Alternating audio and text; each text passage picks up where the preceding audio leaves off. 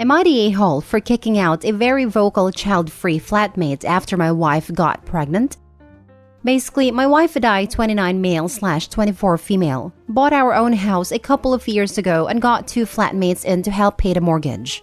2 bedrooms plus ensuite for us to use and 1 bedroom each plus shared bathroom for the 2 flatmates.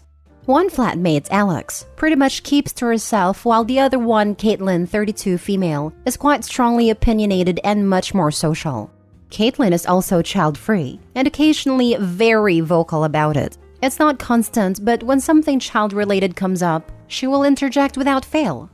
Anyway, wife and I were finally successful in conceiving and decided to tell both of our flatmates 3 months into the pregnancy. We chose 3 months as we didn't want to announce it to anyone too early in case of a miscarriage, but also wanted to give flatmates plenty of time to find somewhere else if they understandably didn't want to live with a newborn. In the end, both said they wanted to stay flatting with us as the location is good and the house is newly built, as most houses in my country are cold and damp, turn-of-the-century wooden cottages. Anyway, almost immediately after this, Caitlin begins making snide remarks about our soon-to-be child.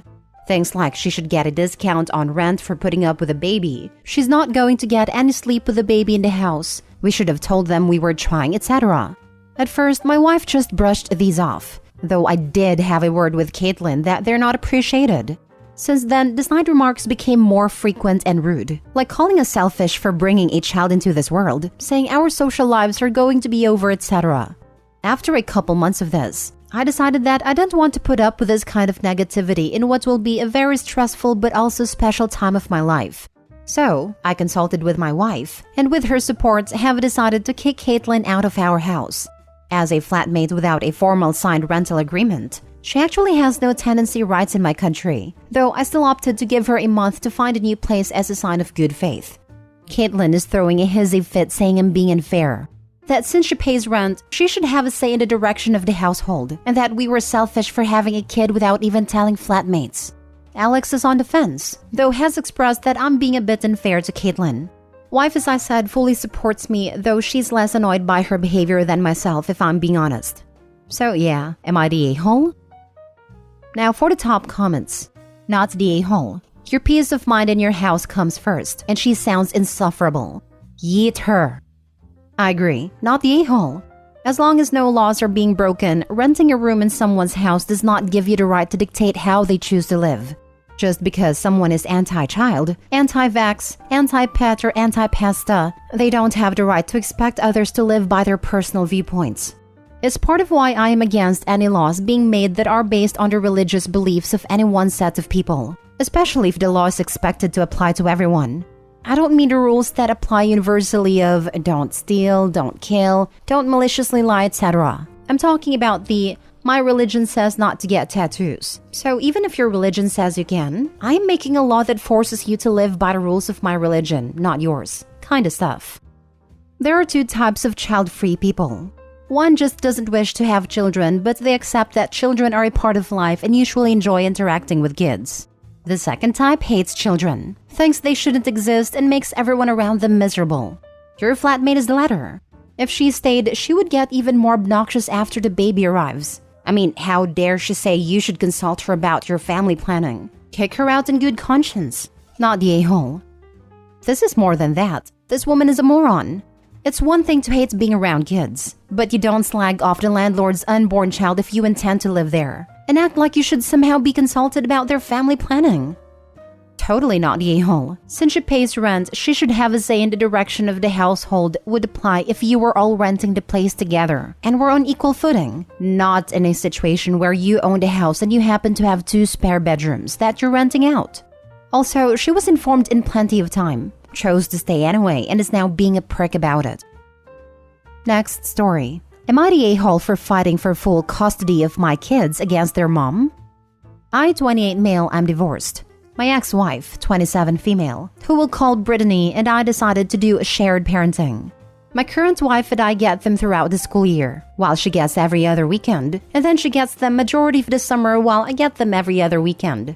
So for the majority of the year, they're living with my wife and I. My kids spent their first summer there and absolutely hated it. They have been begging me to fix it so that they don't have to live with her and her boyfriend during the summer. Her boyfriend, we'll call Steve, 24 male, does not get along well with the kids. The kids have accused him of abuse and neglect on multiple occasions to multiple different people. This is mostly why I got majority of their custody. There have been multiple allegations, including from other family members witnessing this behavior, CPS investigations, etc. Whenever I would bring up a concern with Brittany, she would either not respond or deflect. Even her family thinks she was grasping for straws to make me look bad. The straw that broke the camel's back for me was the day my 6-year-old son called everyone on his tablet begging for food. He got a hold of my mom and said Steve was sleeping, their mom was at work, and that they weren't allowed to leave their room or they'd get in trouble. My mom got hold of my wife, who then called me while I was at work crying, saying the kids were hungry and calling and asking for food. I immediately got a hold of Brittany and demanded an explanation for the situation. She acted like she had no idea what I was talking about and said our son is going through a growth spurt and is just eating a lot more than usual. When my son was home with me again, I asked him about it, and he said that's just how things go at his mom's. He explained that they don't really eat until their mom gets home from work, which is in the evening, and that's another reason they don't want to live there. I filed for emergency custody and full custody. Emergency custody was granted quickly, as Brittany and Steve were technically homeless over the summer and made the kids go through that with them. And yes, I asked her to let me keep the kids until she had her own residence, and she refused. With emergency custody in place, this means the kids do not go to her until we go back to court, but she has visitation. And now she's very angry with me. She spews nasty comments to me here and there. And her last one, she even asked, "Why would you do this to the kids? If you had any concerns, you could have just talked to me." This whole ordeal is largely due to the fact the kids hate it there. They've made the same complaints, and we have had the same concerns. And Brittany and Steve have done nothing to make their home better for them after many chances. This just makes me think it will not get better. I just want my kids to be happy and safe. Am I the a-hole? Not the a-hole, and the courts seem to agree. She just doesn't seem to like that things aren't going her way. As for, "You could have just talked to me," Opie did, and she excused away starving her own son. She didn't want her like Opie getting a truer second opinion, because the truth was she was being a very neglectful parent. Even her own family doesn't have faith in her ability to be a good parent. Not the a-hole, but why are you posting on AITA? The purpose of the custody hearing is to determine what's in the kid's best interest. If you get sole custody, it's because the court could substantiate the claims of abuse/neglect and deem the house unsafe for your kids. I've been feeling conflicted since the kids missed their mom over the holidays. She hasn't scheduled any visitation and the kids miss her. Bro, 1,000,000 times not the a-hole. Your kids are your number one priority in this. Their experience with a boyfriend is evidence that your kids have unfortunately been exposed to a dangerous environment. Things can only go downhill with that kind of people. I would have fought for full custody from the very beginning, but fortunately it seems nothing big has happened and now it's time to keep your children safe from them, especially this Steve. The courts basically told me since my kids are so young, they don't want to take them away from their mom and have them miss out on time with their mom. It was a lot of fighting back and forth, and a shared parenting plan was what they ultimately came up with. I didn't like the idea either. Next story. Am I the a-hole for cutting my mom's allowance to pay for daycare when she couldn't babysit for me? Last year, my husband, 35 male, and I, 34 female, had our first and last child. We were fortunate enough to be able to stay at home with him for almost a year by staggering our parental leave and vacations. But now that time has run out and we must return to work. I asked my mother, 56 female, if she would be available to watch him during the week, and she said no. Fair enough. That's her prerogative. My husband and I researched daycares in the areas where we work and settled on one that came highly recommended. It was expensive though, and that meant cutting down on expenses, like the monthly allowance that we'd been giving my mother. A bit of background to this. My parents were married for 28 years before my father decided that he wanted someone younger and sexier than my mother. For all of those 28 years, my mother had been a stay-at-home mom, then a stay-at-home wife. With my father leaving, she was now meant to survive somehow in a world where she had never really worked. Because when they got married, my father didn't want her to, and because she was raised in a traditional religious family, she did what the head of household wanted. I'm not even going to go into that man's hypocrisy. Either way, he's gone, and even though she got some alimony, she didn't press for as much as she should have. Again, that religious conditioning, and she's struggling. My husband and I have been supplementing my mother's income to a hefty amount every month, which was not an issue until we had to put baby into daycare and found out just how expensive that was in a very high cost of living area. In light of that, we told her that we would need to cut our allowance in half. We were not planning to start immediately, but would take the financial hit for 3 months to give her time to adjust and move things around. She got upset and told us that we were punishing her for saying no. I told her that was not the case, but it is hard to maintain 2 households virtually by ourselves if we had to pay an exorbitant amount of our salaries to daycare every month for the foreseeable future. She was still angry and asked us to leave. Later, my sister called us upset that we were abandoning mom and making her struggle just because she wouldn't do our bidding. So, I suggested to her that she increase how much she was helping, considering she still lives at home. She called me a freaking witch and hung up on me. So Reddit, am I really the a-hole here?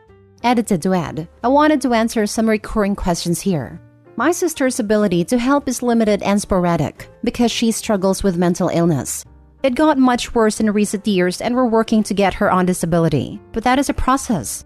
I guess that's why I feel bad about a comment I made to my sister because it was a moment of lashing out when I know that she's in a tough spot through no fault of her own. As for my mom, I will work with her to make sure that she can go back to work, especially given my sister's challenges. My mother's neither lazy nor a leech. Unfortunately, she's been bitten down by being raised in a traditional culture and having it drilled into her what the duty of a wife is. She was then betrayed by everyone when her husband left. Now for the top comments. Not the a-hole. You're not punishing her for saying no. You are being exceedingly generous to give your mother an allowance in the first place, but it is not your responsibility. If you can't afford it, you can't afford it. And you're still being exceedingly generous to give her half. And if your sister isn't paying at least half of your mom's household expenses, mortgage, food, utilities, etc., then she's got nothing to say in the matter. Which would explain why sister was calling with the insults, since she was being subsidized too. It's possible mom asked sister to pay more. Not the a-hole. You have a small family to take care of. Your mom, at 56, still has plenty of time in which to work. While she might not get a high-paying job, she could still get something unskilled if she chose. Many employers take into account things like, I spent my life raising my kids. That said, knowing nothing else about your sister's situation, it's hard to make a call on her behavior. Many employers take into account things like, I spent my life raising my kids. Yep, I notarized an interview for someone whose kids had flown the nest once. The interviewer all but reworded each question to help the applicant apply them to what they may have had to do around a home, organize for special occasions, etc. Some people honestly don't realize what skills they have. Last story. Am I the a-hole for crying over my dad accidentally calling my daughter his and his wife's child? I, 20, have an 8-month-old daughter. It's just me and her because her dad didn't want anything to do with her. Fine by me, and currently I have zero interest in dating. My dad wasn't exactly an active participant in my upbringing. He met my stepmother when I was 10 and they've since had my 2 brothers, one being only 2 months older than my daughter. I moved in with him because my mother couldn't handle a baby in the house. I'm currently doing my L3 apprenticeship in childcare. I work 35-hour weeks. Not long, but one of the settings is an hour walk plus nearly hour bus ride. So total nearly 2 hours, the other is an hour bus. I'm out usually 6:30 a.m. till 7 p.m. I pay rent, cook for everyone, and do chores. I pay my stepmother to babysit for me as she is a stay-at-home mom. However, in 2 months, my daughter will be able to start the nursery I work in. I know my stepmother has always wanted a daughter. Sometimes I do get jealous or upset how close she is to my daughter. As in, sometimes she won't let me hold her/feed her or walk her. She does apologize afterwards, says she gets anxious because how young I am. But I'm hoping if I suck it up, I'll be able to afford my own place in a year. My stepmother's sister visited and I overheard my dad refer to my daughter and his son as his and my stepmother's little babies. I waited till step-aunt left and reminded him that he didn't even want to be called granddad. He's not my baby's dad, nor she's the mother. He said, sorry, with how often we look after them, sometimes it does feel like she's our daughter. He's been encouraging me to go to university. I didn't get my math. Doubt I'll get my functional math, so university's out of the question. But he mentioned how he'd be continuing to look after her if I go to university. I said I wouldn't even bother trying to go to uni if he was going to cross a boundary. I did cry. My stepmother said I was overreacting and that I should be happy how close everyone is, / how much they do for me. And sometimes people do form unconscious bonds and thoughts, and since they apologized, I shouldn't have manipulated them. Am I the a-hole? Not the a-hole. As in sometimes she won't let me hold her / feed her or walk her. WTF? She's really crossing the line and must respect some clear boundaries I don't even have to mention. The problem here isn't they sometimes feel like their grandkids are their own children, but actually trying to undermine your role as a parent. Exactly, not the a-hole, but I would seriously start stashing any money you can and get out ASAP. This is not a healthy situation for anyone, but especially you. You're working so hard to provide for your child and they are undermining you. I cut my mother out of my life when she tried that with my baby. You're the parent OP, not them. Babysitting a child doesn't make them the parents. Had a family friend who kicked her own mom out of her house and did single parenting alone because didn't like that grandma thought she should become the second parent after dad passed in a tragic accident. Then was bringing the kid over to a sister / brother-in-law's house after dude had been accused of some scary stuff. Your stepmom is a babysitter who's acting in highly inappropriate ways with your daughter. Withholding your child from you is especially scary, and your dad referring to your daughter as your stepmom's is also a cause for concern.